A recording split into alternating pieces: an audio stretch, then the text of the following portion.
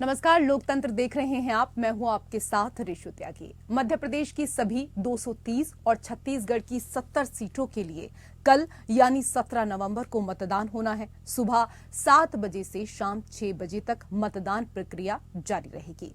मतदान से पहले प्रचार का शोर थमने के बाद बात बीजेपी से लेकर कांग्रेस और दूसरे दलों के बड़े नेताओं की रैलियों को लेकर भी हो रही है। आइए एक नजर डालते हैं उन मुद्दों पर जो इन चुनावों में प्रमुख रहे।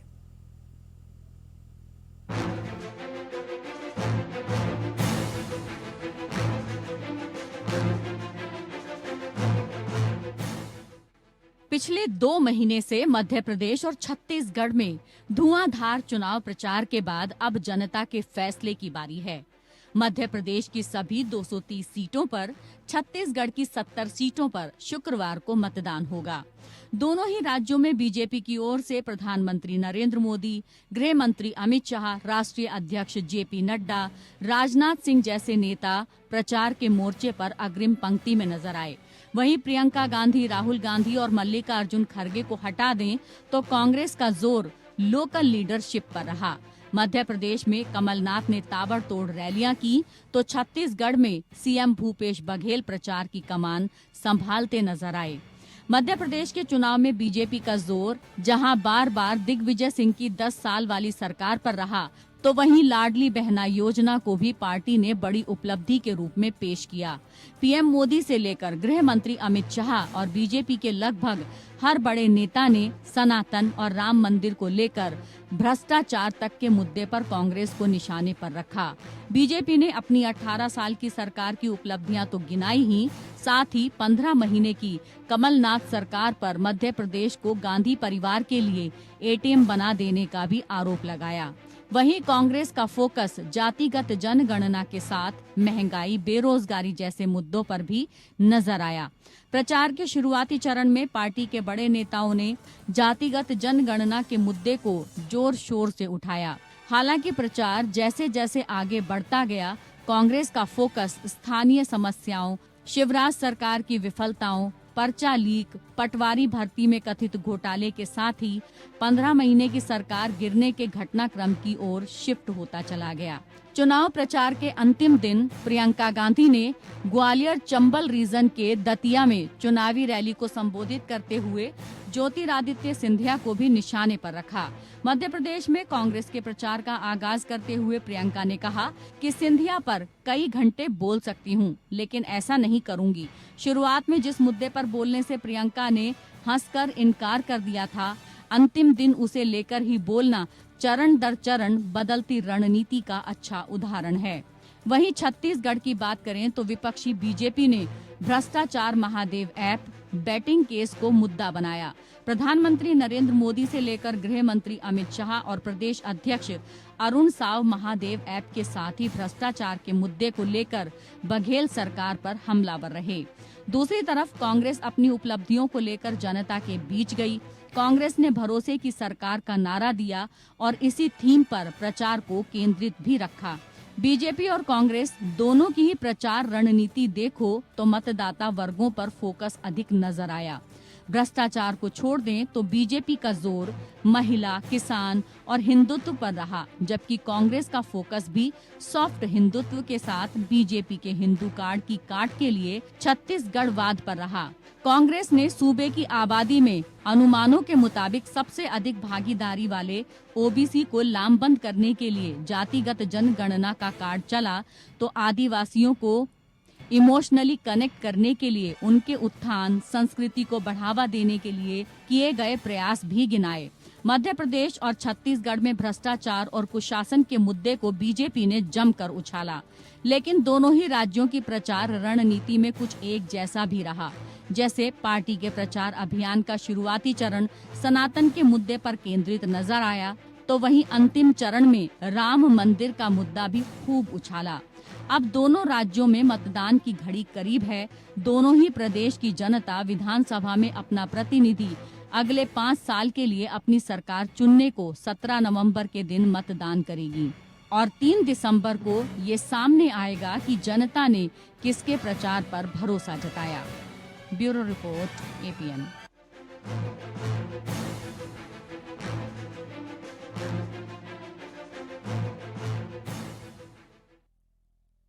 तो नेताओं ने अपना अपना कार्य किया है, लेकिन अब जनता की बारी है, मतदान की घड़ी है और ऐसे में जनता किसको चुनती है ये तो जनता के ऊपर ही निर्भर करता है। लेकिन दोनों राज्यों में चुनाव होने वाले हैं, ऐसे में कौन कौन से जो मुद्दे हैं वो छाए रहे, इनको लेकर हम चर्चा करेंगे। पैनल में कई खास मेहमान हमारे साथ जुड़ चुके हैं। सबसे पहले उनका परिचय आपके साथ करा देते हैं। हमारे साथ बीजेपी की प्रवक्ता अनामिका सिंह जुड़ चुकी हैं, बहुत स्वागत अनामिका जी आपका। हमारे साथ कांग्रेस के प्रवक्ता प्रखर सिंह जुड़ चुके हैं, आपका भी बहुत स्वागत। और हमारे साथ वरिष्ठ पत्रकार डॉक्टर सुनील कौशिक भी इस वक्त मौजूद हैं, बहुत बहुत स्वागत आपका भी डॉक्टर सुनील कौशिक जी। कौशिक जी, पिछले एक महीने में प्रधानमंत्री नरेंद्र मोदी और कांग्रेस नेता राहुल गांधी ने राज्य में कई जगह चुनावी सभाएं की, चाहे छत्तीसगढ़ की बात की जाए या फिर मध्य प्रदेश की बात की जाए। बीएसपी सुप्रीमो मायावती और समाजवादी पार्टी के अध्यक्ष अखिलेश यादव ने भी इन दोनों प्रदेश में सभाएं कर अपनी पार्टी के पक्ष में माहौल बनाने की खूब कोशिश की है। इस बार के चुनावों को आप किस तरीके से देख रहे हैं? देखिए ऋषि जी, यदि आप जनता के बीच जाने की समीक्षा करें दोनों पार्टियों के, तो निश्चित तौर से मैं कह सकता हूं बीजेपी बहुत आगे है। राहुल गांधी जहां मध्य प्रदेश में सिर्फ 8 बार गए हैं, मोदी जी 14 बार चले गए।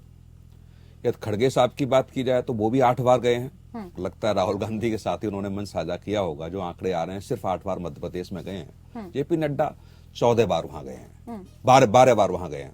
तो ये दोनों की समीक्षा कर ली जाए नेताओं की, तो लगभग मुझे लगता है 2 गुनी से ज्यादा रैलियां और जनसभाएं बीजेपी ने कांग्रेस की अपेक्षाएं की हुआ। सारे बड़े नेताओं की बात कर ली जाए तो अब ये कहें कि जनता के बीच जाकर के अपनी बातों को रख पाना, मुझे लगता है हम लोग वही समझते हैं कि छोटी छोटी नुक्कड़ सभाएं होती हैं, जनसभाएं होती हैं, कार्यकर्ता सम्मेलन होते हैं जिनके माध्यम से हम पब्लिक तक अपनी बात पहुंचा पाते हैं।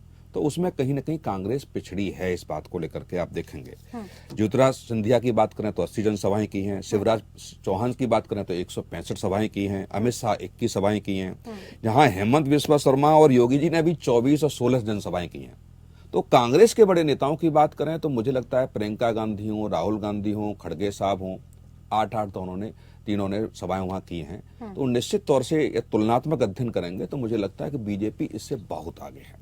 अब मुद्दों की बात करें तो 2018 में बहुत ज्यादा दोनों पार्टियों के बीच अंतर नहीं रहा। मध्य प्रदेश की 1% के आसपास अंतर था, तो 1% बहुत ज्यादा नहीं होता है। और बहुजन समाज पार्टी के नेता ने तो आज खुल के भी कह दिया कि जहां हमारे प्रत्याशी जीत रहे हैं जिताइए, लेकिन आपको लग रहा है कि हमारा प्रत्याशी आप न जिता पाए तो बीजेपी के प्रत्याशी को जिताने के लिए आप वोट करें। बहुजन समाज पार्टी को पिछली बार 5% के आसपास वोट मिला, 2 सीटें आई जो बहुत ही महत्वपूर्ण है। और मध्य प्रदेश में यदि हम बात करेंगे तो बहुजन समाज पार्टी 181 विधानसभा चुनावों में अपने प्रत्याशियों को लड़ा रही है। समाजवादी पार्टी की बात करें तो 71 विधानसभाओं पर लड़ा रही है। तो 71 विधानसभाएं छोटी मोटी विधानसभाएं नहीं है, ऐसी हैं जहां मुझे लगता है कांग्रेस बहुत ज्यादा मजबूत है।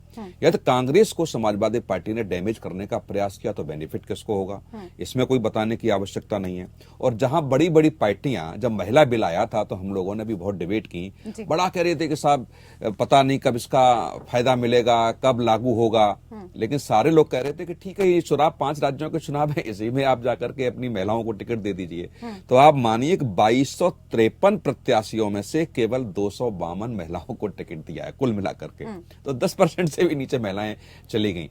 तो ऐसी स्थिति में जो गूढ़ मुद्दे हैं वहां पर, या मध्य प्रदेश की बात करें या छत्तीसगढ़ की बात करें, छत्तीसगढ़ की चर्चा करें, 1.5 दशक तक बीजेपी की सरकार रही और जब 2018 में कांग्रेस की सरकार आती है तो ये बड़े आरोप थे कि भाजपा के बड़े नेताओं ने वहां बड़े घोटाले किए हैं। चलिए, घोटालों का आपने यहाँ पर जिक्र किया है तो मुझे लगता है कि घोटालों की तो लंबी फेरिस्त यहाँ पर अनामिका जी भी लेकर बैठी होंगी और प्रखर जी भी यहाँ पर लेकर बैठे होंगे। हमें लगता है हम दोनों को बोलने की उस पर यहाँ जरूरत नहीं है, क्योंकि इनके पास शायद मुद्दे ही यही हैं और चुनाव में भी हमने देखा कि प्रचार के समय यही मुद्दे, चाहे मध्य प्रदेश की बात करें चाहे छत्तीसगढ़ में बात करें, यही मुद्दे छाए रहे हैं।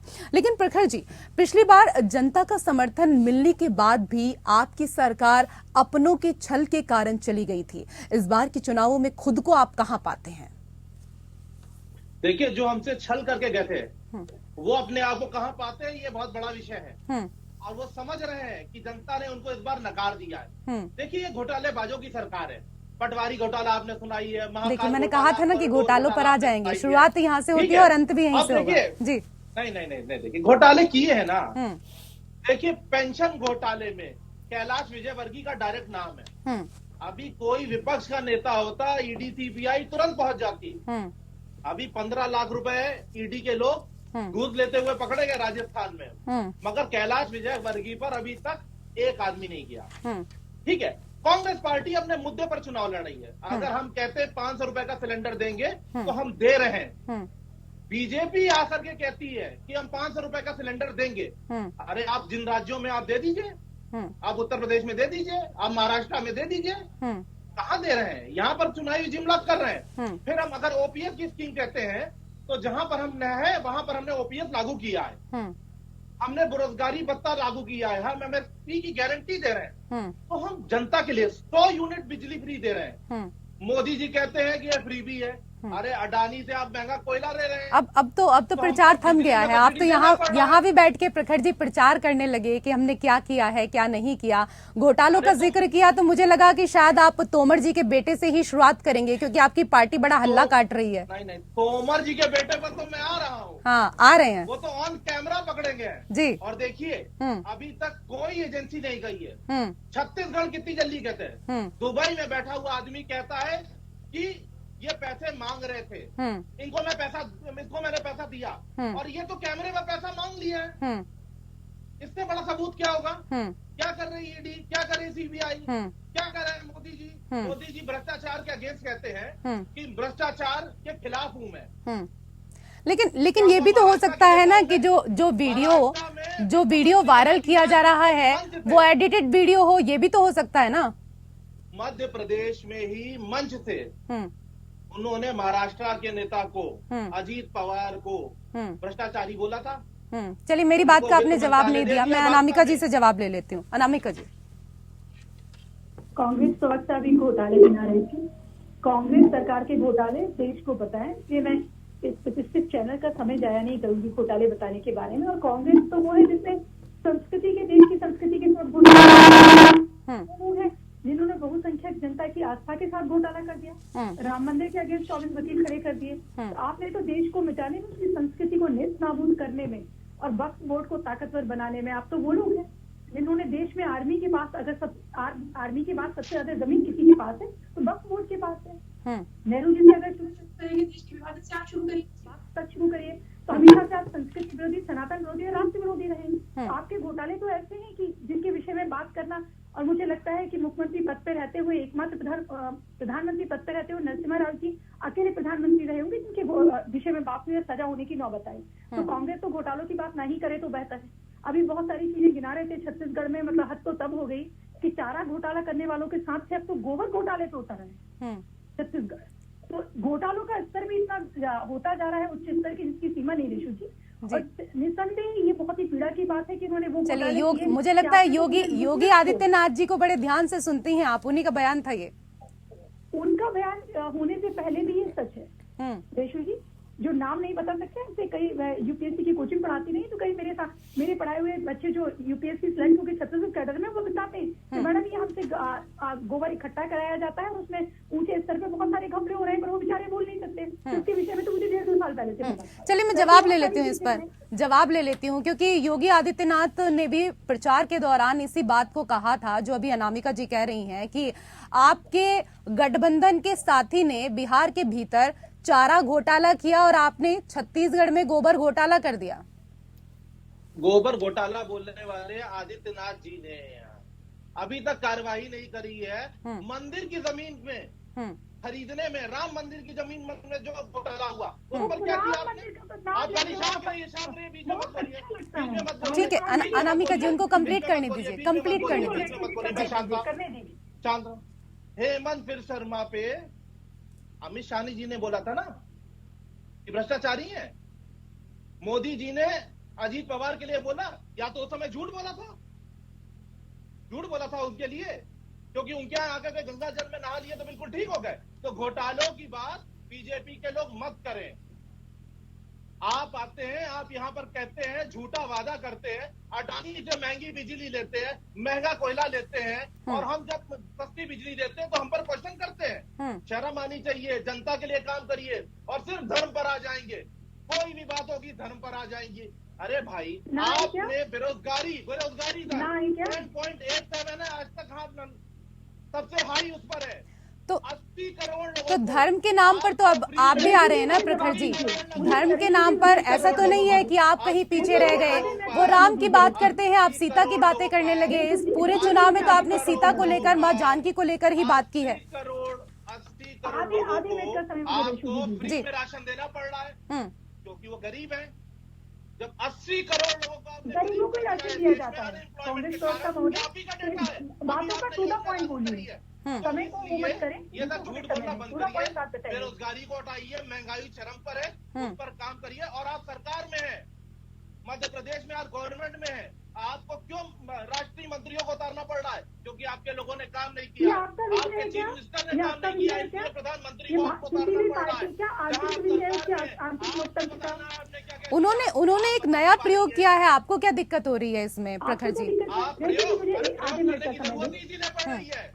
अरे जो आर्थिक ठीक है, मैं सरकार जवाब ले है, लेती हूँ अगर अनामिका जी। सरकार अपने वादे नहीं गिना पा रही है तो प्रयोग तो करेंगे ही। ठीक है अनामिका जी। बिल्कुल सुनिए, हमें गर्व है कि हम हिंदू की बात करते हैं, सनातन की बात करते हैं, हम नहीं मुंह करते। आप स्वीकार करिए, आपके राहुल जी ने कहा ना कि कांग्रेस मुसलमानों की पार्टी है और भारतीय जनता पार्टी हिंदू की बात नहीं करेगी तो हमास आके बात करेगा क्या? सऊदी अरब आके बात करेगा क्या? और बहुत आप लोग को तसल्ली होती है जब राम मंदिर के लिए आप लोग को बिलबिलाते देखते हैं। बड़ी फिक्र हो गई राम मंदिर की अरे जगह तो आपको बताइए ना, जमीन घोटाले में जमीन घोटाले में किसको किया? राम मंदिर करने में किया था? चलिए कौशिक जी, चुनाव से पहले कोई ना कोई ऐसा मुद्दा छाया ही रहता है। कर्नाटक चुनाव में भी हमने देखा और अब मध्य प्रदेश और छत्तीसगढ़ के चुनावों में भी हम देख रहे हैं। हर चुनाव से पहले भगवान जरूर आ जाते हैं, भगवान जरूर प्रकट हो जाते हैं। अब देखिए मध्य प्रदेश और छत्तीसगढ़ के भीतर बीजेपी ने खूब राम का प्रचार किया है, तो कांग्रेस को लगा कि भाई हम पीछे ना छूट जाएं, तो वो भी मां जानकी का प्रचार करने लगी कि भाई अगर हम सत्ता में आते हैं तो हम सीता माता का मंदिर बनवाएंगे। नहीं देखो रेशमा जी, कमलनाथ जी को आप देखिए ना, पिछले 6 महीने से वो भी वही उसी रास्ते पर चल रहे हैं। और भोपाल में जो मीटिंग इंडिया गठबंधन की होनी थी वो इसी वजह से कैंसिल की गई कि कोई मध्य प्रदेश की धरती पर कोई ऐसा सवाल खड़ा न हो जाए कि जहां लगे कि उसका प्रभाव मध्य प्रदेश के चुनाव में पड़े। 80% जिसकी आबादी है, निश्चित तौर से बात तो आपकी करनी पड़ेगी। ये तो कोई एक पक्ष बात करता है, भारतीय जनता पार्टी बात करती है, तो कांग्रेस को भी बात करनी पड़ेगी। और क्यों नहीं करनी पड़ेगी बात? निश्चित तौर से आप देखिए कौन से वर्ग में नहीं हुआ। क्या हमने यहाँ जामा मस्जिद से अपील होते दिल्ली से नहीं देखी थी क्या? खूब देखी है हमने, खूब प्रेस कॉन्फ्रेंस संबोधित हम लोगों ने किए हैं कि किस तरीके से एक धर्म के लोगों को आह्वान किया जाता था किस पार्टी के पक्ष में वोट देना है। तो ऐसा नहीं है कि पहली बार चल रहा है। मध्य प्रदेश की बात करिए, छत्तीसगढ़ की बात करिए, तो हिंदू धर्मगुरु भी अपील कर रहे हैं किसी पार्टी के लिए। तो ये आरोप लगाएं कि साहब पहली बार हो रहा है, मुझे तो नहीं लगता कि पहली बार हो रहा है। दूसरी बात, अभी कांग्रेस के प्रवक्ता ने कहा कि साहब वो वीडियो आया है, वहां ईडी सीबीआई क्या कर रही है? निश्चित तौर से ईडी सीबीआई चुप होंगे। आप क्या कर रहे हैं? आप कोर्ट क्यों नहीं गए? आप अयोध्या में जमीन घोटाला आपको दिख रहा है तो आप कोर्ट क्यों नहीं गए? जब सत्ता पक्ष कोई कार्रवाई नहीं करता है तो विपक्ष होने के नाते एक संवैधानिक व्यवस्था है कि हम कोर्ट का दरवाजा खटखटाएं। पिछले 10 दिन से नरेंद्र तोमर के वीडियो को वायरल किया जा रहा है, गंभीर मुद्दे हैं। आपको तत्काल सुप्रीम कोर्ट का दरवाजा खटखटाना चाहिए कि आखिर में इसमें हो क्या रहा है। आपके पास तो बड़े बड़े एडवोकेट हैं। और लेकिन आप सुप्रीम कोर्ट तो आप बाद में जाइए, आप तो चुनाव आयोग तक नहीं गए, आपने तो वहां भी शिकायत नहीं की। चुनाव आयोग छोड़िएगा, आपको लगता है कि चुनाव आयोग पे भी आरोप लगते रहे कि हो सकता है सत्ता पक्ष का कर ले, लेकिन आपने तो रात को 2-2 बजे दरवाजे खुलवाए हैं सुप्रीम कोर्ट के, आप जा सकते हैं। और दूसरी बात, तमाम 10 राज्यों में आपकी सरकार है, बीजेपी के तमाम नेताओं के खिलाफ आपके पास सूचीबद्ध तरीके से भ्रष्टाचार के आरोपों की गिनती होगी। आप काहे सीबीआई जांच की सिफारिश नहीं करते हैं? आप ये लगता है आपको कि केवल ईडी और सीबीआई ही सिर्फ कार्रवाई कर सकती हैं, तो चंद्रबाबू नायडू को भी अभी स्टेट की एजेंसी ने जांच करके जेल भेजा है। स्टेट की एजेंसियों में भी इतनी दम होती है, चाहे वो पूर्व मुख्यमंत्री हो, प्रधानमंत्री हो, किसी भी बड़े संवैधानिक पद पर रहा हो, या जांच में दोष सिद्ध होगा तो वो जेल जाएगा। 10 राज्यों में आपकी सरकार है, आप बीजेपी के तमाम नेताओं की करिए। और छत्तीसगढ़ के चुनाव में आप देखिए, आपने तमाम भ्रष्टाचार के आरोप लगाए थे बीजेपी के नेताओं के पास। 5 वर्ष से पूर्व बहुमत की सरकार छत्तीसगढ़ में, एक नेता का नाम गिना था कि आपने बीजेपी के इस नेता को छत्तीसगढ़ के भ्रष्टाचार के आरोप में जेल भेजा है। कर्नाटक में आपके सरकार हो गई 6 महीने से ज्यादा, आपने 40% का आरोप लगाया, क्यों नहीं बीजेपी के नेता जेल जा रहे हैं? या तो बीजेपी के नेताओं को आप जेल भेजना नहीं चाहते, एक बात, यदि आप भेजना चाहते हैं तो आप में दम नहीं है कि आप उनके खिलाफ कार्रवाई कर या पाएं। कुल मिलाकर यह है कि आप लोगों के पास पर्याप्त सबूत नहीं है, वही मैं कह रहा हूं। सीधे सीधे देखो संवैधानिक, देखो ये मुख्यमंत्री को तो संवैधानिक अधिकार रेशू है कि वो सीबीआई जांच की सिफारिश कर सकते हैं, केंद्र सरकार माने या न माने। 10 राज्यों में विपक्ष में बैठे हुए राजनीतिक दलों की सरकार है। संयुक्त रूप से जब आप इंडिया गठबंधन बना सकते हैं तो उसी में एक प्रस्ताव पारित करते कि बीजेपी के तमाम ये नेता हैं, इनके खिलाफ भ्रष्टाचार के आरोप हैं और जिन जिन राज्यों में हमारे साथियों की सरकार है, सारे मुख्यमंत्री एक साथ सीबीआई जांच की सिफारिश करेंगे। गठबंधन की आपने यहाँ पर बात की, गठबंधन को लेकर भी मैं बात करूंगी क्योंकि गठबंधन भी धीरे धीरे कई राज्यों में क्रैक होने लगा है। प्रखर जी, अखिलेश यादव मध्य प्रदेश में सीटें लाने के लिए काफी मेहनत करते हुए नजर आए, लेकिन कमलनाथ ने कहा कि सपा को वोट देकर वोट खराब ना करें, लोकसभा में एकजुट रहेंगे, विधानसभा में एक दूसरे को कोसने का काम आप लोग करेंगे। ये दोहरा चरित्र आखिरकार क्यों?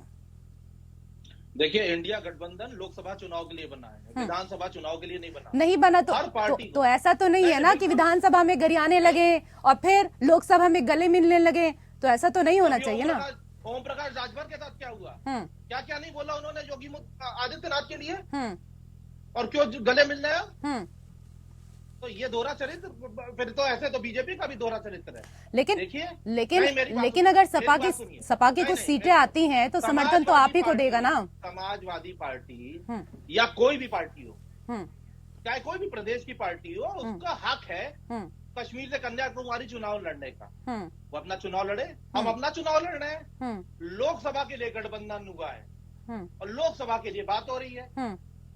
वो ये प्रदेश के चुनाव के लिए नहीं है और यही डेमोक्रेसी है और इसी के लिए हम लड़ रहे हैं। सबको हक है प्रदेश के चुनाव लड़ने का। देखिए, जो इंडिया गठबंधन है उसमें जितने भी दल है, या तो वो अपने प्रदेश में सरकार में है या वो मुख्य विपक्षी दल है। तो इंडिया गठबंधन में जितने भी लोग हैं, अगर प्रदेश चुनाव आएगा तो वो आपस में तो वो उनको स्वतंत्र है लड़ने के लिए। अगर केरला में चुनाव होगा तो मुख्य विपक्षी हम और क्या लेफ्टी तो है वहां पर।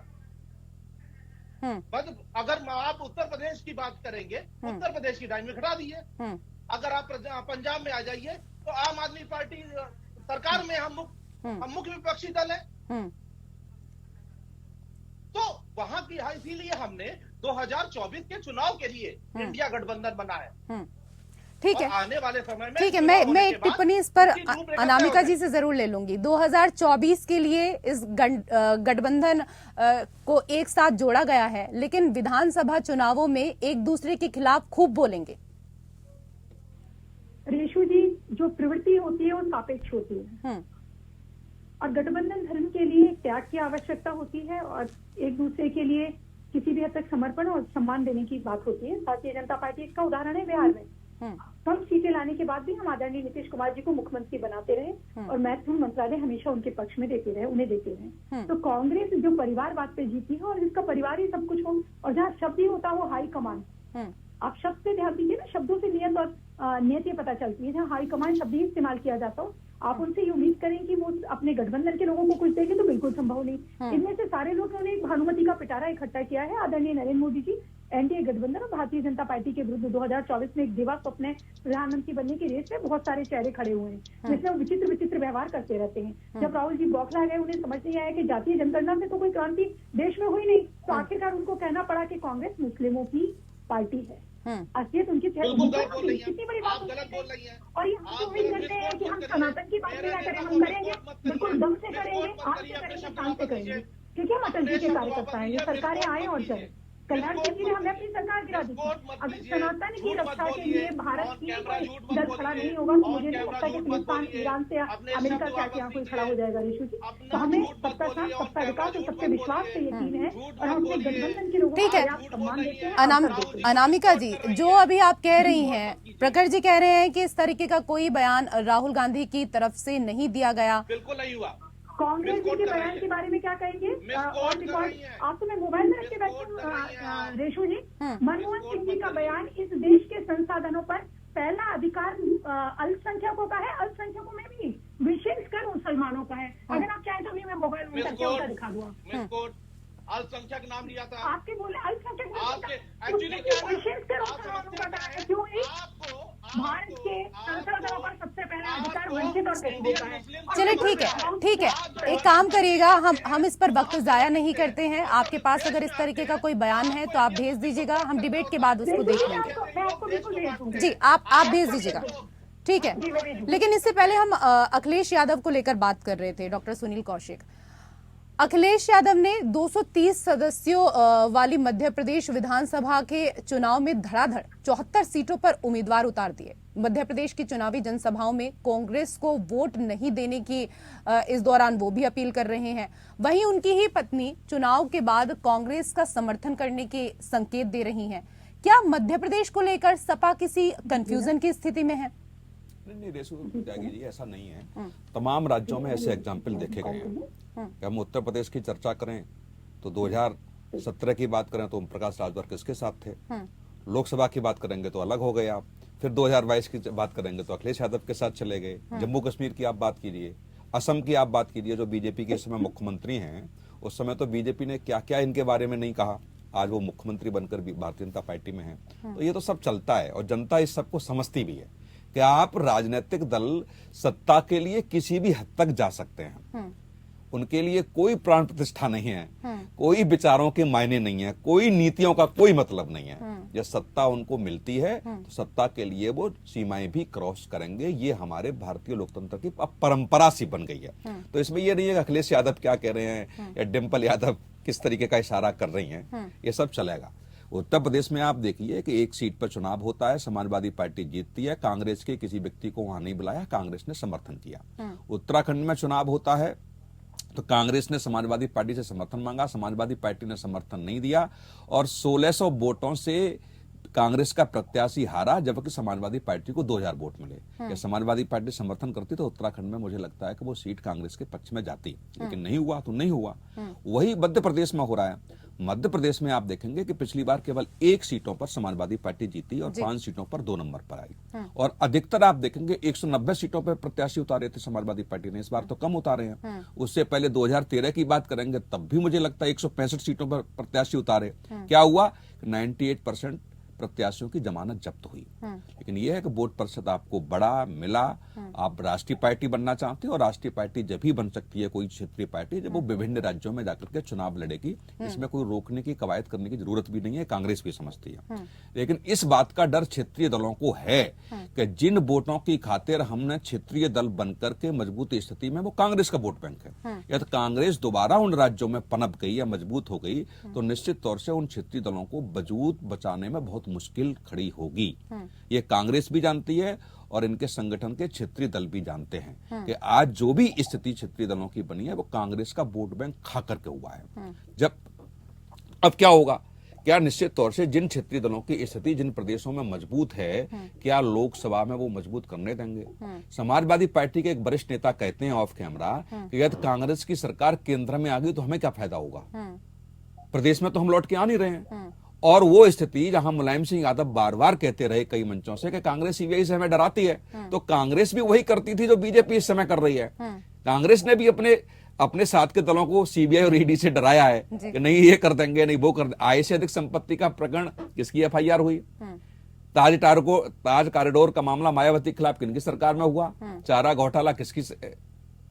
ये बताने की आवश्यकता है। लेकिन वो है कि एक राजनीति का जो परिदृश्य है, पीछे कुछ और होता है और सामने कुछ और दिखाई देता है। क्षेत्रीय दलों को कैसे कंट्रोल में किया जाए वो राष्ट्रीय दल बहुत अच्छे से जानते हैं और जब राष्ट्रीय दल सत्ता में हो तब उसके पास अधिकार भी होते हैं। और जहां ममता बनर्जी को आप देखिए ना, केंद्र के साथ अड़ी हुई है ना, पुलिस कमिश्नर के साथ धरने पर मुख्यमंत्री बैठ गई। ये पहली बार किसी प्रदेश में हुआ जहां अपने मंत्रियों के खिलाफ मुकदमा लिखता है तो भी ईडी के दफ्तर में जाके बैठ जाती हैं।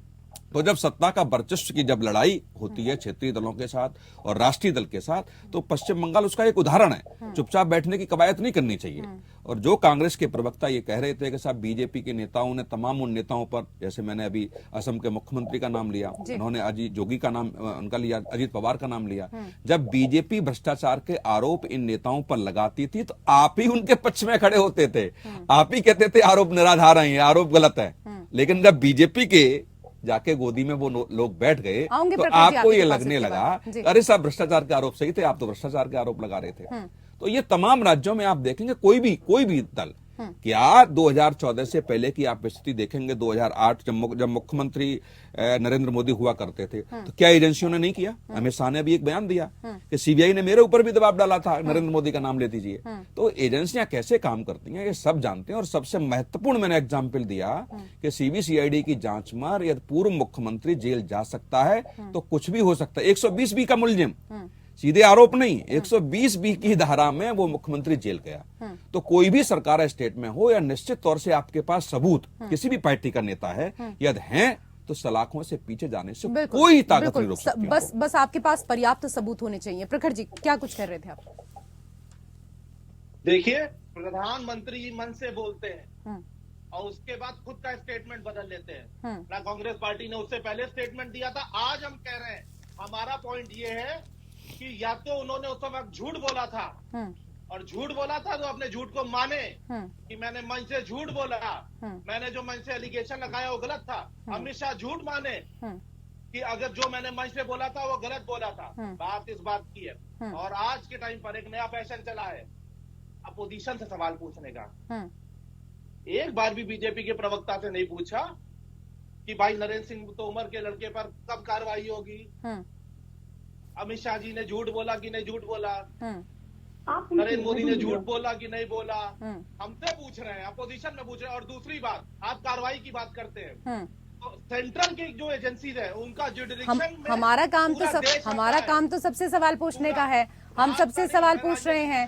इस बात कर रहा हूँ, नहीं ठीक है, बात कर रहा हूँ, राजनीतिक विश्लेषज्ञ की बात कर रहा हूँ। वो भी वरिष्ठ पत्रकार है, वो भी वरिष्ठ पत्रकार आप है। विपक्ष में बैठे हैं, इसका मतलब सवालों से बच नहीं सकते आप। बिल्कुल। विपक्ष में बैठ करके आप विपक्ष की भूमिका तय कर पा रहे हैं कि नहीं तय कर पा रहे हैं, सवाल खड़ा होगा आपके ऊपर। तो अगर आप सत्ता में रहे हैं और भविष्य में भी सत्ता में आप जाएंगे, तो आज जनता की बात यदि राजनीतिक दल जो सत्ता में है वो नहीं सुन पा रहा है, तो उसकी आवाज आप बनेंगे। हमने अडानी का मुद्दा उठाया। अडानी के मुद्दे पर जब माननीय सुप्रीम कोर्ट ने कमेटी बनाई, तब का सांप सूख गया आपको? नहीं, तब सांप सूख गया आपको। सुप्रीम कोर्ट में आप क्यों नहीं लेकर के गए वो? जी, इसके बाद आप ही के पास आऊंगी। सुप्रीम कोर्ट में जब इस प्रकरण पर सुनवाई हुई, तो अडानी के प्रकरण में आपके बड़े अधिवक्ता क्यों नहीं लेके गए सबूत? जेपीसी कराने की जरूरत है। नहीं, मैं क्या कह रहा हूं, मेरी बात का जवाब दीजिए। सुप्रीम कोर्ट ने जब कमेटी बनाई, सुप्रीम कोर्ट में जब जांच चली और सुप्रीम कोर्ट ने नोटिफिकेशन जारी किया कि अडानी प्रकरण में किसी के पास सबूत है, तो सुप्रीम कोर्ट ने आकर के बताए, आप उसको नहीं बता पाए। प्रखर जी, शोर मचाने से क्या होगा? क्या होगा शोर मचाने से? आप बताइए। सबूत है, अगर सबूत है तो उनको सामने पेश कर दीजिए, क्या दिक्कत है? और आप कुछ राहुल गांधी से सीख कर आइए। वो कहते हैं कि मैं मोहब्बत की दुकान खोलने आया हूँ, मैं प्यार बांटने आया हूँ। इतना एग्रेशन अच्छा नहीं है, इतना एग्रेशन अच्छा नहीं है। थोड़ा सा पानी पी लीजिए। अनामिका जी, कैसे महंगा कोयला खरीदा जा रहा है? फाइनेंशियल टाइम्स की रिपोर्ट है। ठीक है अनामिका जी, जांच करेंगे आप उस पर? पहले वो शांत हो जाए रेशु जी। जी। इतनी अधीरता मत दिखाइए, और सत्य के पक्ष में अगर कोई खड़ा है तो इतने वरिष्ठ है, उन पे कम से कम आरोप मत लगाइए। भारतीय जनता पार्टी और नरेंद्र मोदी जी पे आरोप लगाते आप वरिष्ठ पत्रकारों पे आरोप न लगाएं। और कितनी हास्यास्पद बात है, जिस अडानी को सबसे बड़ी सैकड़ों एकड़ जमीन भूपेश बघेल गवर्नमेंट देती है, छत्तीसगढ़ गवर्नमेंट, आप कहते हैं उस अडानी को ये ऑन पेपर है ना? एक बात, सबसे बड़े प्लांट लगाने की उसको जमीन कौन देता है? राजस्थान देता है। रेशु जी, ये तो बहुत मजाक वाली बात हो गई। और अडानी को हमने खड़ा कर दिया। बात तो ऐसी बोलिए, अभी सबको सब कुछ पता है, सोशल मीडिया से सब पता कर लेंगे। आप लोग अभी 30 साल पुरानी दुनिया में जी रहे हैं, कांग्रेस प्रवक्ता महोदय, जो आपको लगता है कि आप कुछ भी झूठ बोलेंगे और पता नहीं चलेगा। और मुझे तो ये आंकड़ों को संतोष होता है रेशु जी, जब ये कहते हैं जान की मंदिर बनाएंगे, इस बात की सनातन जागरूक घुटाने की चिंता हो रही है। मंदिर बनाएंगे, सनातनी जनता की, राष्ट्रवादी जनता की इससे बड़ी कोई जीत नहीं हो सकती। इन्होंने कोई कसर नहीं छोड़ी। ये चाह रहे कि जो 80% हिंदू है वो छोटे छोटे टुकड़ों में जातों में बढ़ जाए, जिन्हें ठीक से भारत की जाति व्यवस्था पर पता नहीं होगी, जिस राहुल जी को और प्रियंका जी को वो बात कर रहे हैं। ओबीसी को कितना, मैं इसका जवाब दूंगा। जब ये कहते हैं दलित को और ओबीसी को आज तक अधिकार नहीं मिला, अरे भाई 70 साल बना 9 साल, आप 70 साल से सत्ता में थे, आप तो खुद के ऊपर ही खुद आरोप लगा रहे। अगर आज तक ओबीसी के आप कहते हैं कि जनगणना ठीक से हो पाए, हमें पता ही नहीं चला किसको क्या नहीं मिल रहा है, तो आज तक आप 70 साल से क्या कर रहे थे? रेवड़ियां बन रहे थे।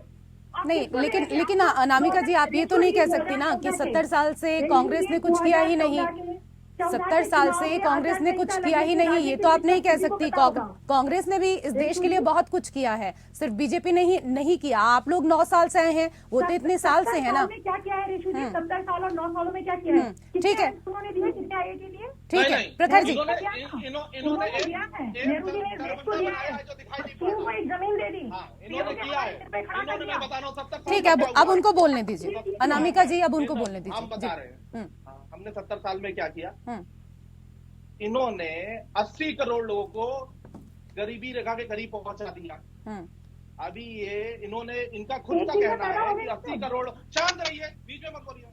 80 करोड़ लोगों को आप किस तरीके से बात कर रहे हैं प्रखर जी? आप कम से कम पैनल तो देख लीजिए ना, पैनल कैसा है वो तो देख लीजिए। हर पैनल की एक गरिमा होती है। यहाँ पर कोई भी चीखने चिल्लाने वाला व्यक्ति आपको नजर आ रहा है? कोई इस तरह की भाषा का इस्तेमाल कर रहे हैं? मैं इनके बीच में नहीं बोलता हूँ जब तक ये मेरे तो कम से कम देख तो लीजिए ना कि आपके पैनल में आपके साथ कौन कौन लोग बैठे हैं। मैं तब तक इनको नहीं बोलता हूँ जब तक ये मेरे नेताओं के लिए कोई personal ठीक है, एक लहजा होता है ना, एक तरीका होता है बात करने ठीक का है। प्रखर जी। और ये बीच में मुझे टोकती हैं। आप टोकते हैं पहले, तब मैंने देखिए आपको बताया कि 80 टोकना करोड़ कैसा लोग लगता है। 80 करोड़ लोगों को 2023 में फ्री में राशन दे रहे हैं। ठीक है, मतलब कि वो गरीबी रेखा के करीब है और बहुत सारे नीचे हैं। हम जब 2014 में गवर्नमेंट लाए तो 15 करोड़ से ऊपर लोग गरीबी रेखा के ऊपर लाए। आज के टाइम अनएम्प्लॉयमेंट दर अक्टूबर के महीने की 10.84 थी, सबसे ज्यादा हाई। ये हमसे सवाल पूछेंगे। हमने एम्स दिया, हमने आईएम्स दिए, हमने आईआईटी दिए, हमने इतना बड़ा इंफ्रास्ट्रक्चर लगाया, इतने सारे पीएसयूज दिए। हमने आरक्षण जब दिया तो पीएसयूज दिए जिसमें ज्यादा से ज्यादा हमारे लोग आरक्षण का लाभ पा करके उसमें नौकरी कर सके। ये सारे पीएसयूज बेचते जा रहे हैं। ये जातिगत जनगणना में बात कर रहे हैं। जातिगत जनगणना में जब प्रधानमंत्री मंच से खड़े होकर कहते हैं कि मैं मतलब कुल मिलाकर आपका एक लाइन में ये कहना है कि इस देश के लिए कांग्रेस ने जो भी कुछ किया, जो भी संस्थान बनाए, बीजेपी सिर्फ उनको बेचने का कार्य कर रही है और अपनी वाहवाही बटोर रही है कि हमने देश के लिए बहुत कुछ किया। अरे गेल रेल सब तो बेचे दे रहे हैं, रेलवे तक को बेचे दे रहे हैं। सामने सबूत है आपके पास। मंच से नरेंद्र मोदी जी ने नहीं बोला कि मैं पिछड़ा हूँ। क्यों पिछड़ा हुआ था? तब नहीं नजर आया था सब बराबर है। ठीक है, मैं आपको ओबीसी एक क्राइटेरिया है जो सोशली, इकोनॉमिकली और एजुकेशनली पीछे हो। सोशली उसमें बहुत बड़ा वर्ड है, प्लीज पढ़िए उसको। चुनाव प्रचार किस वक्त चाहे बीजेपी की बात करें या कांग्रेस की बात करें, दोनों दल एक दूसरे के ऊपर आरोप प्रत्यारोप लगा रहे थे और अब वही कार्य इस डिबेट में भी हो रहा है, जहां पर बीजेपी की प्रवक्ता कांग्रेस के ऊपर गंभीर आरोप लगा रही हैं, तो कांग्रेस के प्रवक्ता प्रखर सिंह इस दौरान बीजेपी के ऊपर गंभीर आरोप लगा रहे हैं। और जो गंभीर आरोप आपने लगाए हैं प्रखर जी, उन्हीं का जवाब मैं लेना चाहूंगी अनामिका जी से। उसके बाद डॉक्टर सुनील कौशिक, आपसे कुछ सवाल है। ऋषु जी, कितनी हास्यास्पद और सतही बात है कि मुझे पढ़ना होगा कि ओबीसी क्या होता है संवैधानिक रूप से। 70 साल में इन्हें पता ही नहीं चला। बहुत आश्चर्य की बात है। और हम ज्यादा लोगों को राशन देते हैं तो तकलीफ ये है कि अगर नहीं देंगे तो आप ही कहेंगे कि कटौती कर दी। और मूल में आइए, अगर आप जड़ने आएंगे ऋषु जी, तो सारी समस्या समझ जाएंगी। ये जो ओबीसीओ की चिंता हुई है और जातियों में बांटने की चिंता हुई है, पिछले 2 चुनाव में जो मुंह की खाई है कांग्रेस ने, वो समझ चुकी है कि भारत का सनातनी, भारत का राष्ट्रवादी, भारत का हिंदू अब एक हो गया है। इनके इस्लामिक तुष्टीकरण के कारण ये जो वोट लेते रहे हैं हमेशा, मुस्लिम्स को, कट्टरपंथी मुस्लिम को खुश करके सबसे पहले हमास के समर्थन में खड़े हो जाते हैं, इस बात की चिंता किए बिना कि इजराइल के हम कितने ज्यादा एहसानमंद हैं। इजराइल के साथ भारत सरकार खड़ी हुई है और इनके नेता विदेश में जाकर कहते हैं कि भारत में लोकतंत्र खतरे में है। अरे ये वो लोग हैं जिन्होंने 2014 की आचार संहिता लगने के कुछ दिन पहले हजारों एकड़ जमीन वक्फ बोर्ड को दे दी। ये वो लोग हैं जिन्होंने भारतीय संस्कृति के साथ घोटाला किया। भारत के मंदिरों की संपत्ति पर जो अधिकार होगा वो सरकार का होगा और जो मस्जिदों के ऊपर, मदरसों के ऊपर पैसा होगा वो सरकार अनुदान देगी। क्या गजब की बात है। और मुझे लगता है पूरे विश्व में भारत अकेला एकमात्र बहुसंख्यक ऐसा देश होगा जहां पर बहुसंख्यकों के साथ इतने अत्याचार किए जाते हैं ऋषु जी। तो इन्होंने तो संस्कृति के साथ ही, देश के साथ ही घोटाला कर दिया। एक विषय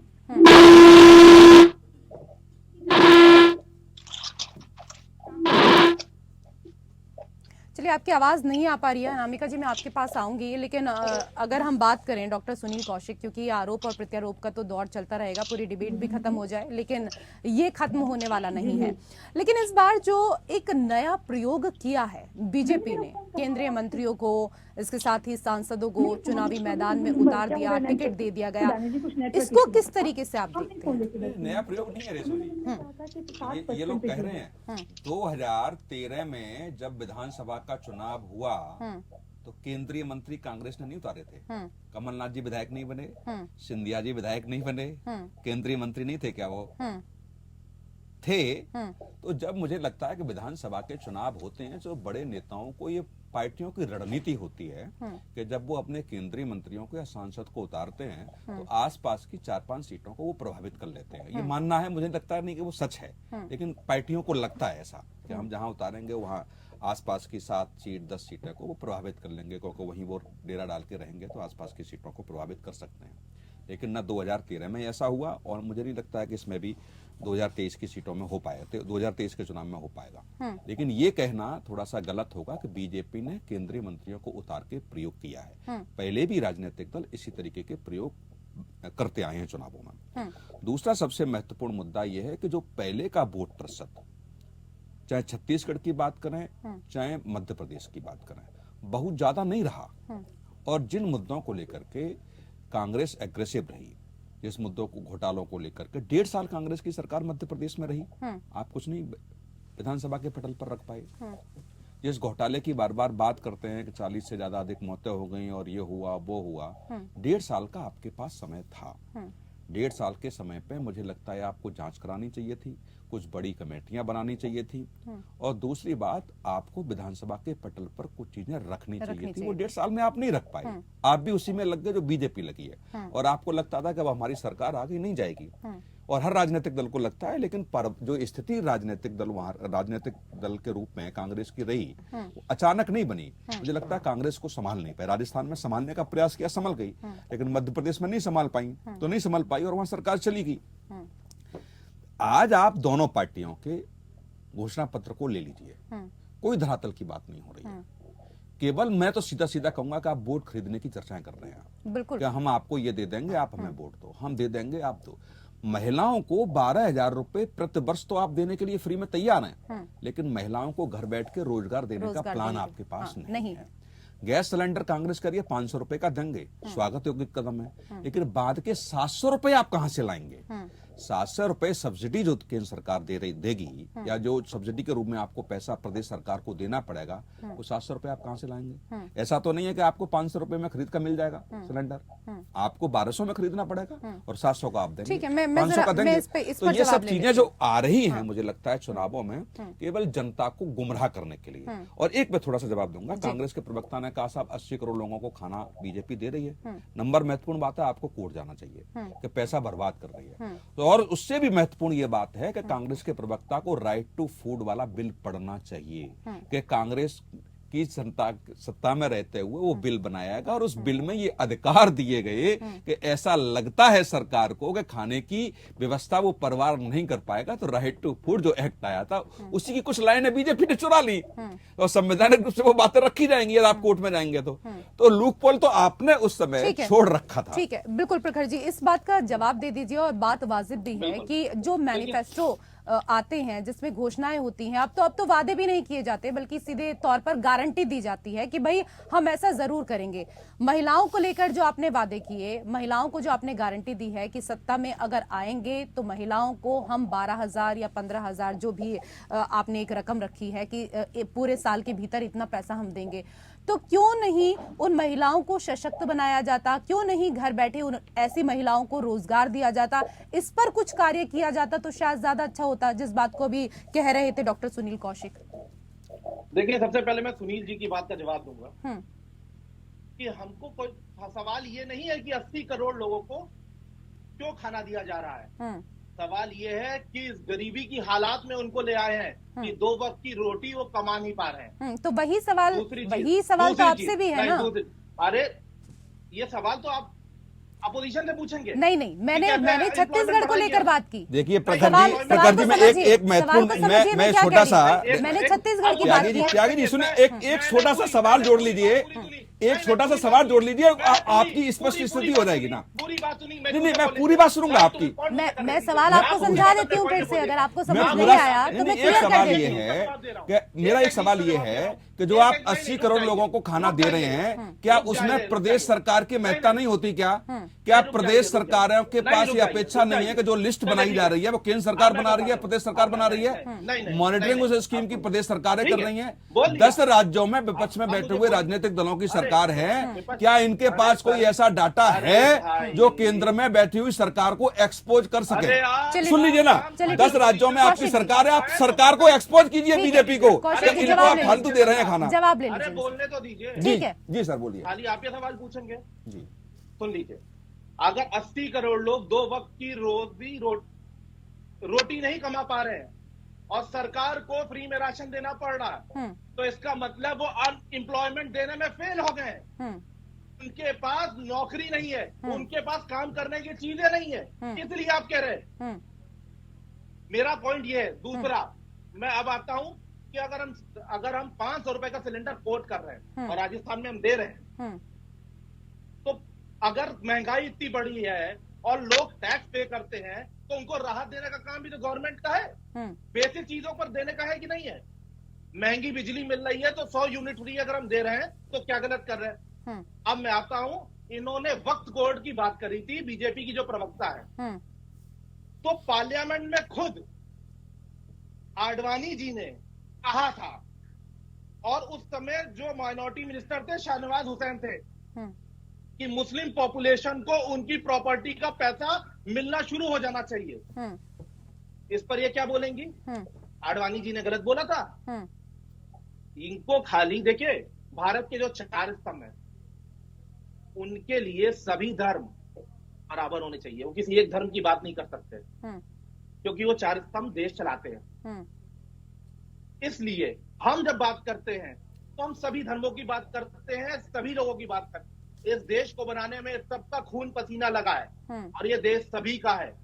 और ये कहते हैं कि हम बहुसंख्यक हैं, तो सबसे ज्यादा गरीब भी तो बहुसंख्यक है, सबसे ज्यादा अनएम्प्लॉयड भी तो बहुसंख्यक है। अगर 80 चलिए, करोड़ मेरे लोगों में पास सबसे ज्यादा समय का है। अभाव है प्रखर जी। मैं एक आखिरी टिप्पणी ले लेती हूँ चलते चलते। अनामिका जी से मैं निवेदन है आपसे कि सिर्फ एक लाइन में अपनी बात अगर कंप्लीट कर सकें तो। अनामिका जी, चलिए, तो शायद आवाज नहीं मिल पा रही है अनामिका जी को हमारी। बहुत बहुत शुक्रिया आप सभी मेहमानों का हमारे साथ इस चर्चा में जुड़ने के लिए। और इसी के साथ लोकतंत्र में मेरे साथ फिलहाल इतना ही। नमस्कार।